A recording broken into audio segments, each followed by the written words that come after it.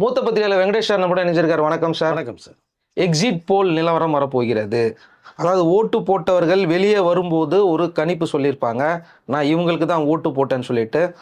So அவங்களுடைய விஷயங்கள் வந்து பார்த்தீங்கன்னா இப்போ கொஞ்சம் கொஞ்சமாக லீக் ஆகிருக்கு. யாருக்கு ஓட்டு போட்டாங்கிற நிலவரம் வந்து வெளியே வந்திருக்கு அப்படின்றாங்க.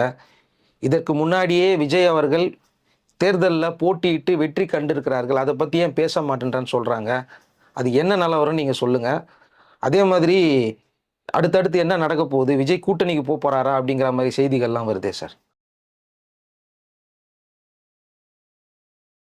எக்ஸிட் போலை பற்றி நான் பேசுகிறேன். அதுக்கு முன்னாடி ஒரு சின்ன கருத்து கணிப்பு வந்திருக்கு, ஒரு ஸ்பெஷல், அதையும் பேசுகிறேன்.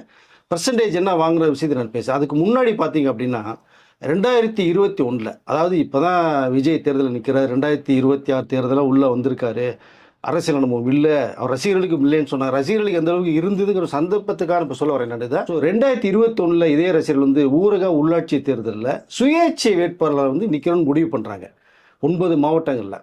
அப்போ இந்த தகவல் புஷி ஆனந்திட்ட போய் புஷி ஆனந்தில் விஜய்கிட்ட தகவல் சொல்லும்போது விஜய் அவர்கள் கூப்பிட்டு வந்து சில விஷயங்கள் பேசுகிறாங்க. அப்போ கேட்கும்போது எங்களுக்கு எல்லாமே இருக்குது சார், உங்களுக்கும் நல்ல பேர் வரதுக்கு நாங்கள் பல விஷயங்கள் அந்த ஊருக்குள்ளே பண்ணியிருக்கோம் நம்ம அப்படின்னு சொல்லும்போது, ஓகே சரி உங்கள் விருப்பம்னா நான் தடுக்க நான் விரும்பலை நான் அப்படிங்கும்போது சுயேட்சையாக கிட்டத்தட்ட 169 இடங்களில் நிற்கிறாங்க. அப்போது விஜய் அவர்கிட்ட எல்லாம் பேசி முடிச்சுட்டு வரும்போது அவருடைய பிளெஸிங்கோட ஓகே நீங்கள் நில்லுங்க அப்படின்ற ஒரு தகவல் ஒன்று வந்துருச்சு. அப்போ தான் என்ன சொல்கிறாங்கன்னா, உங்களுடைய ஃபோட்டோவை நாங்கள் பயன்படுத்தணும் சார் அப்படிங்கும்போது, ஓகே ஒன்றும் ப்ராப்ளம் இல்லை அப்படின்னு சொல்லி ஃபோட்டோ நீங்கள் பயன்படுத்துங்க அப்படின்னு சொல்கிறாங்க. அப்போ ரசிகர் மன்றத்தினுடைய கொடியை நாங்கள் பண்ணணும்.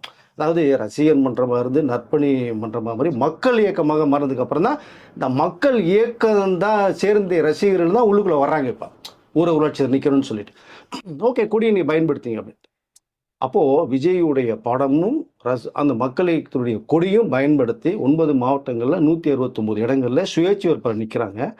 மக்கள் ரொம்ப அமோக வரவேற்பை கொடுத்து விஜய்க்கு எங்கள் மேலே ஒரு தனி மரியாதை இருக்கு அப்படின்ற மாதிரி சொல்லி இவர்களுடைய தனிப்பட்ட ஒரு செல்வாக்கு இருக்கு இல்லையா, அதன் விளைவாக கிட்டத்தட்ட 110 இடங்களில் வந்து அவர்கள் வந்து ஜெயிக்கிறாங்க. இது முக்கியமாக பார்த்தீங்கன்னா கள்ளக்குறிச்சி, விழுப்புரம் அண்ட் காஞ்சிபுரம் டிஸ்ட்ரிக்ஸ் அந்த 9 மாவட்டங்களில் 110 இடங்களில் ஜெயிக்கும் போது விஜய்க்கே ரொம்ப சந்தோஷமாக இருக்குது. பரவாயில்லையே, நம்ம இது வரைக்குமே ஒரு அரசியல் கருத்துக்களை நம்ம அதை பேசப்பட்டு இருக்குமே தவிர உள்ளுக்குள்ளே நம்ம என்ன போகும்போது தன்னோட ரசிகர்கள் நமக்கு முன்னாடியே உள்ள போய் மக்கள்கிட்ட இவ்வளோ தூரம் ஒரு வாய்ஸ் இருக்கு அவங்களுக்கு அப்படிங்கும்போது அது ஒரு பேஸ்மெண்ட்டாக அமையுது. இப்போ நிறைய பேர் சொல்கிறாங்களே இந்த ரசிகர்கள் தற்கூறிகள் ஒன்றும் தெரியாதவங்கன்னு சொல்லி, அவர்கள் எந்த அளவுக்கு 2021 வந்திருக்காங்க விஷயத்துக்காக சொல்ல வரேன் நான். இதை 110 இடங்களில் வெற்றி பெற்று ஸோ அந்த விஜய்க்கு வந்து அந்த வெற்றியை வந்து ஒரு அன்பு பரிசாக கொடுத்த ஒரு சம்பவம் இருக்குது அதை. ஸோ அதனால தான் இப்போ 2026 இவர் நிறைய ரசிகர்களை வந்து கொண்டு வந்து எலெக்ஷனில் நின்று பண்ணி இப்போ தனிப்பட்ட முறையில் கூட்டணி இல்லாமல் உள்ள வந்து நீ மிகப்பெரிய உள்ள விஜயை பேசும் பொருளாக இப்போ இருக்கார் அப்படின்னா அதுக்கு ஒரு காரணம் இந்த 2020 அமைக்கப்பட்ட சின்ன ஒரு பேஸ்மெண்ட் அப்படிங்கிறத சொல்லிக்கலாம் சார். ரெண்டாவது பார்த்தீங்கன்னா எக்ஸிட் போல் நீங்கள் சொன்னீங்க, அது இன்னைக்கு கிட்டத்தட்ட ஒரு 6:30 மணிக்கு மேலே எக்ஸிட் போலுடைய அந்த ரிசல்ட் வர்ற மாதிரி ஒரு தகவல் வந்துட்டுருக்கு. இது ஏற்கனவே கொஞ்சம் அப்படியே லைட்டாக அது எக்ஸிட் போல் யாருக்கு ஃபேவராக இருக்குன்ற ஒரு விஷயம் வந்து அதை கடந்த 24ஆம் தேதி 25ஆம் தேதியே கொஞ்சம் வெளில வந்த மாதிரி ஒரு தகவல் வரும் தான் இங்கே விஜய்க்கு மிகப்பெரிய ஒரு ஃபேவராக மாறின ஒரு தகவல் வருது. அது வரவும் தான் எல்லா பேருமே கொஞ்சம் எமோஷனல் ஆகி தேர்தலுக்கு முன்பாக பேசப்பட்டவர் எல்லாமே பார்த்தீங்கன்னா தேர்தலுக்கு பிறகு அவருடைய கண்ணோட்டம் பார்வை பேசுறது விஜய் இத்தனை பெர்சன்டேஜ் கிட்டத்தட்ட வாங்கிடுவார், இவ்வளோ இடங்களை கைப்பற்றுவாருங்கிற அளவுக்கு நீங்கள் பேசப்படுறதுக்கு ஒரு காரணம் கேட்டிங்க அப்படின்னா இந்த எக்ஸிட் போல் கிட்டத்தட்ட கொஞ்சம் லீக்கான ஒரு விஷயமும் நமக்கு வருது, அது தகவல் வருது. எக்ஸிட் போல்னா என்னன்னு சொல்லிவிடுங்க. ஸோ அந்த ஒரு தகவல் வருது. இப்போ வந்து இன்றைக்கு ஏன் 6:30 மணிக்கு மேலேனா மேற்கு வங்காளத்தில் வந்து இன்றைக்கி வந்து தேர்தல் 6 மணி முடியுது, அதை முடிஞ்ச உடனே ரிலீஸ் பண்ணலாம் அப்படிங்கிறது தான். ஸோ இந்த எக்ஸிட் போல் என்னன்னு கேட்டிங்கன்னா நமக்கு வந்து 23ஆம் தேதி தேர்தல் முடிந்தது. காலைல 7 மணிக்கு ஆரம்பித்து சாயங்காலம் 6 மணி வரைக்கும் நடைபெற்றதில் வந்து இந்த 7 மணிக்கு இந்த வாக்குப்பதிவு உள்ளே போயிட்டு ஓட்டு போட்டு வந்து வெளில வர்றாங்க இல்லையா, கிட்டத்தட்ட எல்லா தொகுதியிலுமே பார்த்தீங்கன்னா சில முக்கியமான நபர்கள் வந்து யாருக்கு நீங்கள் ஓட்டு போட்டு வந்தீங்க, யார் வந்தால் சிறப்பாக இருக்கும் அப்படிங்கிற தகவல்களை வந்து அவங்கக்கிட்ட சொல்லி அவர் யாருக்கு போட்டது அப்படிங்கிறத சில பேர் தவிர்த்துட்டு போவாங்க. சில பேர் இவங்களுடைய இந்த பேசுகிற அந்த ஒரு ஸ்டைல் மெத்தட் இருக்கு இல்லைங்களா, அதை சொல்லி நான் இவர் வந்தால் நல்லா இருக்கும், இதுக்கு முன்னாடி நாங்கள் போட்டோம், இந்த மாற்றம் தேவை அப்படிங்கிற ஒரு கண்ணோட்டத்தில் வந்து இவர்களுக்கு போட்ட ஒரு விஷயத்தை வந்து டீட்டெயிலாக சொல்லிடுவாங்க. அப்படி எடுக்கப்பட்ட அந்த போலியோட ரிசல்ட்டு தான் எக்ஸிட் போலாக இன்று மாலை ஒரு 6:30 மணிக்கு வெளியே வரது மாதிரி இருக்குது. அப்போ யாருக்கு ஓட்டு போட்டோம், யார் வந்தால் எங்களுக்கு சிறப்பாக இருக்கும், மாற்றம் தேவையா அப்படிங்கிற அடிப்படையினுடைய டீட்டெயிலாக அவர்கள் சொன்னதனுடைய ரிசல்ட்டு. இன்றைக்கி 7 மணிக்கு 6:30 மணிக்கு வெளியே வரது மாதிரி இருக்குது. அப்போ யாருக்கு ஓட்டு போட்டோம், யார் வந்தால் எங்களுக்கு சிறப்பாக இருக்கும், மாற்றம் தேவையா அப்படிங்கிற அடிப்படையினுடைய டீட்டெயிலாக அவர்கள் சொன்னதனுடைய ரிசல்ட்டு இது 2-3 நாளுக்கு முன்னாடியே வந்து ஒரு 25-26ஆம் தேதி லீக் அவுட் ஆனதனுடைய விளைவாக தான் விஜய் வந்து ரொம்ப பிரகாசமான ஒரு ஒரு விஷயத்தை அவர் இருந்தால் தெரிய வருது. 2 இடத்துலையும் பனையூர்லேயும் பட்டிமன்றத்தில் மீட்டிங் போடுறது காரணம் அதுதான். அவர் மற்றவர்களுடைய மிகப்பெரிய வந்து ஒரு அதிர்ச்சிக்குள்ளானது காரணம் இந்த எக்ஸிட் போல் வந்து சில விஷயங்கள் வெளில வந்துருக்கு காரணமாக ஒரு தகவல் வந்துட்டு சார். அது இன்னைக்கு மாலை வருது. இன்று சாயங்காலம் ஒரு பார்த்தீங்கன்னா அந்த சில கருத்து கணிப்புகள் நம்ம ஆல்ரெடி நம்ம சொன்ன விஷயங்கள் இருக்குது. விஜய் அது சம்மந்தமாக கடைசி 21 பேசுனது ஒன்று இருக்குது. பட் இந்த எக்ஸிட் போலும் கிட்டத்தட்ட பார்த்தீங்கன்னா அது ஒரு சரியான முறையில் தான் இன்று மாலை வரும்னு தான் நான் நினைக்கிறேன். நான் இதை இல்லை என்றால் கிட்டத்தட்ட இந்த கருத்து கணிப்புகளை கருத்து திணிச்சது மாதிரி ஒருவேளை மற்றவர்களுக்கு கொஞ்சம் ஃபேவராகவும் கொஞ்சம் விஜய்க்கு வந்து இல்லாத மாதிரியும் வந்தாலும் ஆச்சரியப்படுறதுக்கு இல்லை. ஆனால் அப்படி வரதுக்கான வாய்ப்புகள் இல்லைங்கிறத நான் சொல்லிக் கொடுக்குறேன். காரணம் கேட்டிங்கன்னா அந்த தேர்தல் முடிஞ்சிருச்சு. இப்போ இனிமேல் வந்து எதையுமே நீங்கள் மாற்று சொல்லி ஒன்றும் ஆக போகிறது இல்லை. இல்லை இருப்பது என்ன அப்படிங்கிறத மட்டும்தான் கிட்டத்தட்ட சொல்லுவாங்க.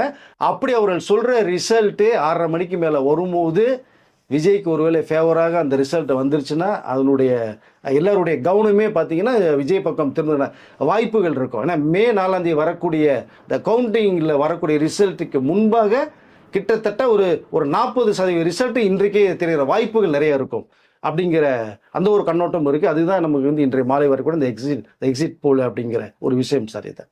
இது ஒரு பக்கம். இன்னொரு பக்கம் பார்த்தீங்க அப்படின்னா அந்த கருத்து கணிப்பில் முக்கியமான சில பேர் வந்து நடுநிலையாக நியாயமாக அந்த மக்களுடைய கருத்தில் கேட்டுட்டு வெளியில் ஃபோக்கஸ் பண்ண விஷயம் இருக்குது. அதில் குறிப்பாக சில நண்பர்கள், எனக்கும் சில நண்பர்கள் இருக்கேன், அவர்களும் இந்த கருத்து கணிப்பில் தமிழ்நாடு பூரா கேட்ட ஒரு சம்பவம் இருக்குது. அவர் இதை சரியான ஒரு பார்வையில் தான் அவர் பண்ணுவார். அப்படிப்பட்ட ஒரு சரியான பார்வையில் அவர் வந்து பேசுனதை நான் நேரடியாக கேட்கும்போது வந்து ஒரு விஷயம் சொல்லும்போது கிட்டத்தட்ட விஜய்க்கு தமிழ்நாடு பூராவுமே போகும்போது இந்த மிடில் கிளாஸ் பீப்புள்கிட்ட மட்டும் தான் அவர் அப்ரோச் பண்ணியிருக்காங்க. சென்னையை தவிர்த்து வெளியில் போகும் பார்த்தீங்கன்னா அது எல்லார் வீட்டுக்குள்ளேயும் போய் உட்காந்து காப்பி தண்ணி வாங்கி குடிச்சிட்டு எப்படி விசாரிச்சுட்டு அவர்கிட்ட கேட்கும்போது விஜய்க்கான ஒரு ஓட்டு சதவீதம் இருக்குங்கிற ஒரு தகவல் அவருக்கு வந்திருக்கு. அந்த சுற்று வட்டாரங்கள்லாம் முடிச்சுட்டு சென்னை சிட்டிக்குள்ள ஒரு விஷயம் வரும்போது பார்த்தீங்க அப்படின்னா இந்த அதாவது அப்பர் கிளாஸில் போய் அவர் உள்ளே இறங்கி போக முடியல. காரணம் கேட்டிங்கன்னா கேட்டட் கம்யூனிட்டி, அது பெரிய அப்பார்ட்மெண்ட்ஸு, கார், அது மோரோட போய் நேரடியாக கேட்குற வாய்ப்புகள் குறைவு. நானும் அதை தான் சொல்லியிருக்கேன். எப்பவுமே இந்த வந்து ரொம்ப ஹை கிளாஸில் இருக்கிற ஐக்கானாக இருக்கிறவங்கள பார்த்தீங்கன்னா அந்த தேர்தல் தேதி அன்றைக்கு ஒரு நாளைக்கு முன்பாக தான் அவருடைய அந்த கரண்ட் இருக்கிற பொசிஷனை வச்சு தான் அவருடைய மனநிலை மாறும் அப்படிங்கிறதான் சொல்லி கிட்டத்தட்ட அவருடைய மனநிலை அப்படி தான் இருக்குது. ஆனால் இங்கே இந்த middle class, lower middle class, அப்புறம் அடுத்து பார்த்தீங்கன்னா இந்த போர் மிடில் கிளாஸ் ஒன்று இருக்கு இல்லையா, அந்த அடித்தட்ட மக்கள், இவருடைய அவர் போய் எல்லா இடத்துலையும் பேசுனதை வச்சு பார்க்கும்போது பார்த்தீங்கன்னா சென்னை சிட்டியே கிட்டத்தட்ட விஜய்க்கு ஒரு 51% மக்களுடைய ஆதரவு இருக்குங்கிற விஷயத்த ஒரு தகவல் சொல்லியிருக்காங்க. இப்போ அவருடைய பார்வை வந்து சரியான ஒரு பார்வையாக இருக்குன்னு தான் நான் நினைக்கிறேன். அவர் எப்பவுமே கிட்டத்தட்ட சரியான ஒரு விஷயத்தை தான் ஃபோக்கஸ் பண்ணுவார். நடுநிலையாக தான் அவருடைய அந்த கருத்து கணிப்புகளை இருக்கும். அவர் சொன்னது எல்லாமே கிட்டத்தட்ட பல தேர்தல் சம்பவங்களை அவர் சொன்னது வந்து நடந்திருக்கு. இப்போ சென்னையை எடுத்துக்கிட்டோம்னா சென்னையில் இந்த middle class, lower middle class பேர் மக்கள், அடித்தட்ட மக்கள், அப்புறம் இந்த வண்டியில் போனவங்க, பைக்கில் போனவங்க, இளநீ சாப்பிட்டவங்க, டீ கடையில், இது எல்லாமே போய் அப்புறம் இந்த லைட் ஹவுஸ் பின்னாடி மீனவர்களுடைய அந்த சம்மந்தப்பட்டவர்கள்ட்ட கேட்கும்போது பார்த்தோம்னா கிட்டத்தட்ட மீனவ மக்கள் எல்லாமே விஜய்க்கு ஆதரவாக சொல்லியிருக்காங்க. அப்புறம் இந்த குடிசை மாற்று வாரியம்ன்ற அந்த பகுதி மக்கள்கிட்டலாம் எல்லாமே கேட்கும்போது எல்லாமே பார்த்தீங்கன்னா அடித்தட்ட மக்கள் எல்லாமே விஜய்க்குன்னு சொன்னப்பட்ட ஒரு தகவல் இருக்குது. சென்னையில் கிட்டத்தட்ட மிகப்பெரிய ஒரு டஃப்பான ஒரு கேண்டிடேட்டாக விஜய் மாறி இருக்காரு. 51% வரதுக்கு வாய்ப்புகள் நிறைய இருக்குங்கிற விஷயத்தையும் அவர் வந்து கருத்துக்களை பதிவு பண்ணியிருக்காங்க. இதுதான் நிஜம். கிட்டத்தட்ட தமிழ்நாடு பூராவுமே மக்களுடைய ஆதரவு விஜய்க்கு ஏகப்பட்டது வந்திருக்கின்ற விஷயம். ஒன்றா இப்போ எல்லாரும் முன்னாடி வரவங்க தான் இப்போ எல்லா பேருமே யாருக்கு மெஜாரிட்டி கிடைக்கும், துங்கு சட்டசபை என்ன வந்துட்டா என்ன பண்ணுறது, விஜய் ஒரு டார்கெட் இப்போ பண்ண ஆரம்பிச்சிருக்காங்க. இது ஒரு பக்கம். இன்னொரு பக்கம் பார்த்தீங்க அப்படின்னா இந்த பர்சன்டேஜ்னு சொல்லி நம்ம வந்து டோட்டலாக சொன்னோம் 85% வந்து டோட்டல் ஓவராலாக நம்ம தமிழ்நாடு போல இருக்குன்னு சொன்னோம். ஓகே, இது வரைக்குமே ஒரு 73 வரைக்கும் போனது வந்து இப்போ 85 வரைக்கும் போயிருக்கு. அப்படின்னா ஒரு 12% மேற்பட்ட வாக்குகள் வந்திருக்கு. சில பேர் வந்து இந்த எஸ்ஐஆர்னால அப்படி இப்படிலாம் சொல்கிறாங்க. நீங்கள் அதை இதையும் கூட்டி கழிச்சு பார்த்தீங்கன்னா 35-40 லட்சம் வாக்குகள் அதிகமாக வந்துருக்குன்னா இந்த போலிங் என்ன மாதிரி சொல்ல வந்திருக்கு, இந்த ஃபஸ்ட்டு ஓட்டர்ஸ் இளம் தலைமை எவ்வளோ பேர் வந்திருக்கான்ற கணக்கெல்லாம் விட்டுட்டு நீங்கள் அந்த எஸ்ஐஆர்னால தான் சொல்கிறாங்க. அது இல்லை, நிஜம். அது வேற, இது வேற. பட் இங்கே ஒவ்வொரு தொகுதியிலையுமே நீங்கள் பார்க்கும்போது பார்த்தீங்கன்னா 50%, 55%, 60 வரைக்குமே பதிவான வாக்குகள் இருக்கு. இப்போ அதே தொகுதியில் போய் பார்த்தோம்னா கிட்டத்தட்ட 75, 80, 80, 90 வரைக்கும் போயிருக்கு. அப்போது 60லேருந்து நீங்கள் 80, 80, 90 போச்சு அப்படின்னா கிட்டத்தட்ட 25% ஆவரேஜாக எல்லா தொகுதியிலுமே பதிவாயிருக்கு. அதாவது நீங்க சொல்றது 21ல 50, 60% வந்த இடங்கள்லாம் 80, 90, 70ன்னு போயிருக்குன்றீங்க. போயிருக்கு. 5 வருஷத்துக்கு முன்னாடி நடந்தது நான் இப்போ சொல்கிறேன். நான் உங்களுக்கு ஒவ்வொரு தொகுதியிலுமே 50, 60%, 65 வரைக்கும் இந்த பதிவான வாக்குகளில் இந்த முறை 2026 அதே தொகுதியில் பார்த்தீங்கன்னா 85, 90 வரைக்கும் போயிருக்கு. உங்களுக்கு கரூரில் 92 வரைக்கும் போனதாக ஒரு தவிர ஹையஸ்ட் வருது. உங்களுக்கு பெரம்பூரில் 89, திருப்பூர், ஆர்கேனரில் 89, திருப்பூரில் மிகப்பெரிய ஒரு ரெக்கார்டாக வந்து பதிவாயிருக்கு. இந்த முறை இந்த சதவீதம் வாக்குகள் கிட்டத்தட்ட விஜய்க்குனால வருகையினால தான்ற அளவுக்கு தான் எல்லாருடைய பார்வையும், பிரபல அரசியலுடைய பிரமுகர்கள், விமர்சகர்கள், இந்த கருத்துக்களை பதிவு பண்ணுறவங்க எல்லாமே விஜயனால ஒரு நபர்னால மட்டும்தான் அப்படி ஒரு காரணத்தை தான் இங்கே ஆணித்தரமாக பதிவு பண்ணுறாங்க. இதனால தான் முன்னாடியே சொல்லியிருந்தேன், பாண்டிச்சேரியில் கூட பார்த்தீங்க அப்படின்னா 90% வரும்னு நான் சொல்லியிருந்தேன். நான் அங்கேயும் 16 இடங்களில் 90%க்கு மேற்பட்ட இடங்கள். மீதி 14 தொகுதியில் வந்து பார்த்தீங்கன்னா 85, 89, 90 நெருங்கியிருக்கு. இப்போ அங்கேயும் ஒரு பெரிய மாற்றத்தை மே 4 ரிசல்ட் வாக்குகள் எண்ணப்படும் போது பெரிய மாற்றத்தை உருவாக்கும். இங்கே தமிழ்நாட்டிலையும் மே 4 8 மணிக்கு தேர்தலுடைய அந்த வாக்குப்பதிவு கவுண்டிங் ஸ்டார்ட் ஆக போகுது. தபால் ஓட்டுகள் கிட்டத்தட்ட 2 லட்சம் ஓட்டுகளுக்கு மேற்பட்டு இருக்கிறதா ஒரு தகவல் வருது. அது அதில் எத்தனை வாக்குகள் தபால்களில் பதிவாயிருன்ற ஒரு விஷயம் இருக்குது. ஃபஸ்ட்டு அதுதான் ஓப்பன் பண்ணுவாங்க. ஒரு அரை மணி நேரம் கிட்டத்தட்ட அது ஸ்பீடாக போய்டும் உங்களுக்கு. அதுலேயே தெரிஞ்சு போகும் கிட்டத்தட்ட யாருக்கு வந்திருக்கு அப்படிங்கிறத. இங்கே முதியவர்களிருந்து 60, 70 வயசில் உட்பட்டவர்களிருந்து எல்லா பேருமே நாங்கள் விஜய்க்கு தான் வாக்கு பதிவு பண்ணியிருக்கோங்கிற விஷயத்தை அவர்கள் ஓப்பனாக பேசி வீடியோ வெளியிட்டிருக்காங்க. நீங்கள் ஒவ்வொரு வீட்லேயும் 1 ஓட்டு 2 ஓட்டு இருக்குன்னு சொன்னதெல்லாம் இப்போ வந்து இல்லைங்கிற அளவுக்கு உடைச்சிட்டாங்க மக்கள். 6 ஓட்டு 7 ஓட்டு இருக்குங்க எங்கள் வீட்டில். எல்லார் வீட்லையும் அதாங்க போட்டிருக்கோம். சொந்தக்காரங்க வீட்டில் 5 ஓட்டு 6 ஓட்டுன்னு ஒட்டு மொத்தமாக ஒரு ஃபேமிலிக்குள்ளே இந்த சித்தப்பா, பெரியப்பா, மாமே, மச்சான்னு சேர்த்தா ஒரு 20, 30 ஓட்டு ஒரு இடத்துல 90% ஓட்டுகள், அதாவது 30 ஓட்டு 25 ஓட்டு விஜய்க்குன்றாங்க. நம்மளுடைய கமெண்ட் செக்ஷனில் நம்ம கேட்டது கூட பார்த்தா ஒவ்வொருத்தருடைய நம்முடைய நேயர்கள் எல்லா பேருமே அவர்களுடைய வாக்குகள் எவ்வளோ போட்டோம், எங்கள் தாத்தா போட்டார், எங்கள் அப்பா போட்டாங்க, அம்மா போட்டாங்க அப்படி விஷயத்தான் பதிவு பண்ணுறாங்க. இது எதுக்கு அப்படின்னா இந்த சதவீதம் உயர்ந்ததுக்கும் இந்த வாக்குகள் பதிவானதுக்கும் விஜய் வருகையினால மட்டும்தான் அப்படிங்கிறது தான் இங்கே உணர்வுபூர்வமான ஒரு விஷயமா பார்க்கப்படுது. எல்லாருடைய அரசியல் விமர்சனுடைய கருத்தாகவும் பதிவாகுது. இப்போ நீங்கள் நான் இப்போ எனக்கு அதில் என்ன வந்து ஒரு தாட்ஸ் அப்படின்னா வந்து எலெக்ஷன் முடிஞ்சாச்சு. இப்போ நீங்கள் முடிந்ததுக்கு பிறகு இப்போ அவங்களுடைய ஓட்டு போட்டு வந்ததனுடைய ரிசல்ட்டை தான் இப்போ அவங்க எடுத்து இப்போ வச்சுருக்காங்க. இப்போ நீங்கள் மறைச்சி சொல்கிறதுக்கு வாய்ப்புகள் இருக்காருன்னு தான் நான் நினைக்கிறேன். காரணம் கேட்டிங்கன்னா தேர்தலுக்கு முன்பாக சொன்னது ஓகே, அதுதான் நம்மளும் சொன்னோம். நம்ம சொன்னதால விஜய் சார் பார்த்துட்டு 21ஆம் பிரச்சாரத்தில் அவரும் சொன்னார், கருத்து கணிப்பில் கருத்து திருப்புங்கிறத ஆணித்தரமாக பேசணும், ஆக்ரோஷமாக பேசின விஷயத்தை நீ பார்த்துருப்பீங்க. நம்மளுடைய வீடியோக்கள் எல்லாமே விஜய் சார் பார்த்துட்டு இருக்காங்கிற விஷயத்தை இப்போவும் நான் பதிவு பண்ணி இருக்கிறேன். நம்மளுடைய நேயருடைய கருத்துக்களையும் பார்த்துட்டு இருக்காரு. அதெல்லாம் எடுத்துக்கிட்டு தான் ப்ளஸ் மைனஸ் எடுத்துக்கிட்டு மைனஸை வந்து ப்ளஸ்ஸாக மாற்றிட்டு ப்ளஸ்ஸாக பேசிகிட்டு இருக்கார். இது நிஜம், எனக்கு வந்து தகவல். அப்போது இது தேர்தலுக்கு பின்பாக எடுக்கப்பட்ட ஒரு கருத்து கணிப்பு இது. அப்படிங்கும் போது இதில் மாற்றம் செஞ்சு விஜய்க்கு ஒரு உள்ள இவர்கள் தான் உழுதுகின்ற சொல்கிறதுக்கு வாய்ப்புகள் இருக்காது. அப்போ அதனுடைய நம்பகத்தன்மையே உங்களுக்கு மாறிடும் மக்கள் மத்தியில். இப்போ நிறைய பேர் சொல்லிட்டு இருக்காங்க விஜயோடைய கூட்டணி சேருவதற்கான வேலைகள் நடந்துகிட்டு இருக்கு அப்படிங்கிறது சொல்கிறாங்க. உண்மையா சார்? கிட்டத்தட்ட நெருங்கி தான் வந்துட்டு இருக்கு. எனக்கு இந்த தகவல் வந்தது.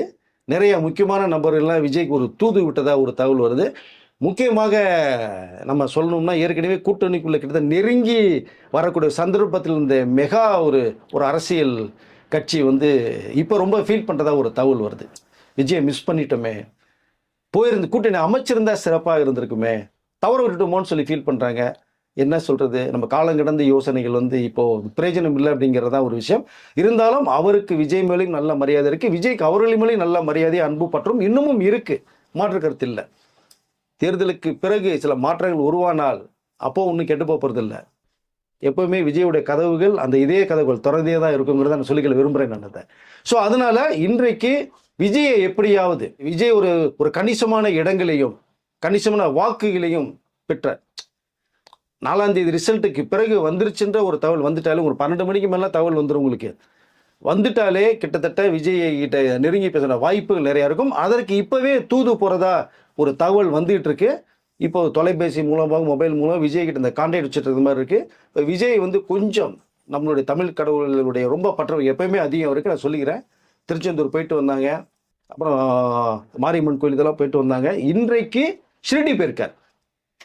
ஷிரடி போய் பாபாவுடைய ஆசீர்வாதத்தை வாங்கிட்டு வர போகிறார். ஏன்னா ஏற்கனவே நிறைய பிரச்சார வேலையில் போகும்போது பாபா சிலை கொடுக்கும்போது பாபா சிலை நெஞ்சிலேயே அவர் வச்சுட்டு வந்து இந்த வீடியோக்கள் இருக்கு, நீ பார்த்தா தெரியும். ஏன்னா அவரோட சொந்த இடத்துல பாபா கோயில் அம்மாவுக்காக சோபாவுக்காக வந்து கட்டி கொடுத்துருக்காரு பாபா கோயிலை. ஸோ பாபா மேலே மிக பற்று உள்ளவர். அதனால் எல்லா கோயிலுமே இறைவன் ஒருத்தர் தாங்க. என்னை பொறுத்த மட்டும் உருவங்கள் வேறு, இறைவன் ஒருத்தர் தான். அதுதான் விஜய் ஃபாலோ பண்ணுறார். எல்லா கோயில்களுக்கும் எல்லா மதமுமே என்னுடைய மதம் அப்படின்னு. ஸோ அதனால் இன்றைக்கு விஜயை மே 4ஆம் தேதி வந்து போகிறத விட இப்போ இருந்தே கொஞ்சம் மூவ் பண்ணி கொண்டு போனால் நல்லா இருக்குன்ற ஒரு கண்ணோட்டத்தோட எல்லாருடைய பார்வையும் இருக்குது. அதுக்கு வேண்டிய வேலையில் ஆரம்பிச்சிருக்காங்க. விஜய் இங்கே எந்த சூழ்நிலையை மே 4ஆம் தேதி 1 மணிக்கு மேலே எடுக்க போகிறாங்கன்ற முக்கியமான ஒரு தகவல் வந்துட்டுருக்கு.